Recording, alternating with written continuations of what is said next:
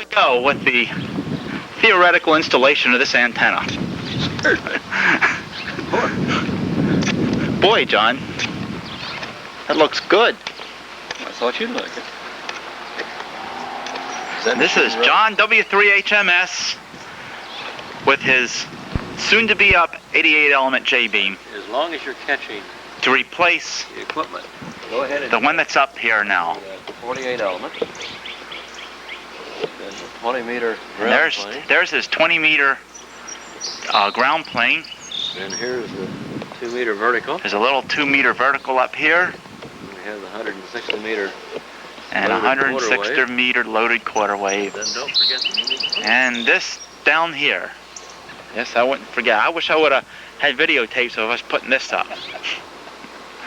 This is an all-band vertical, which includes the WARC bands. Right, it covers 40, 30, 20, 17, 15, 12, and 10. There is the new product, the 88 element J-beam that's up. And you can see there is the Tokyo high power gas vet preamp, new rotor, new cable.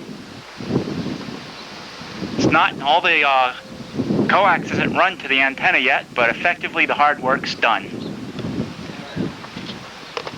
And there's the old one. Kind of small, isn't it? The shack of W3HMS. And good morning, John. Yeah, morning, Dick. Well, certainly delightful to have you here and to get that new 88 element in the sky that we saw just a moment ago.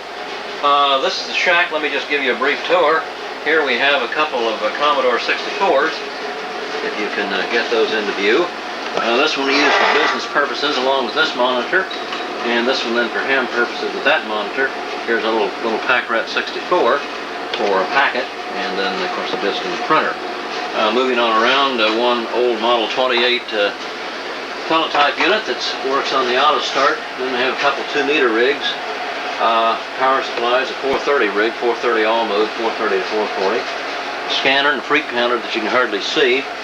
Then the main HF gear, the Kenwood 530.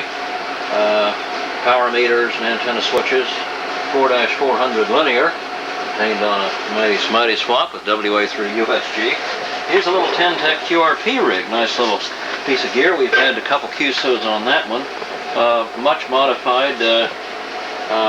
We added filters plus audio amplifiers.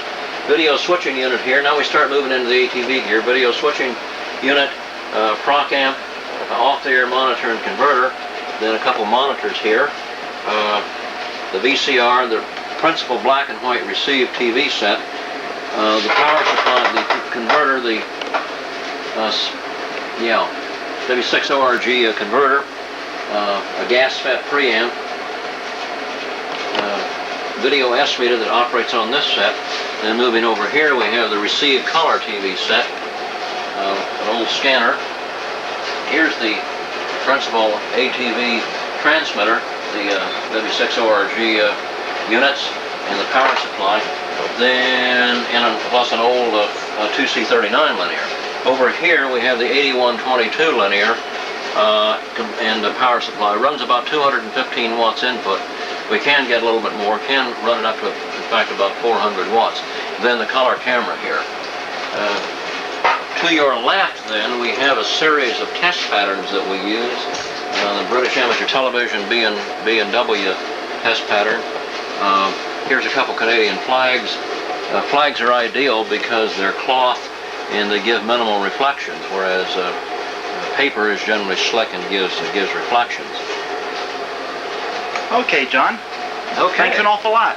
Yeah, you're welcome. Again, the ham shack of W3HMS in Mechanicsburg, Pennsylvania.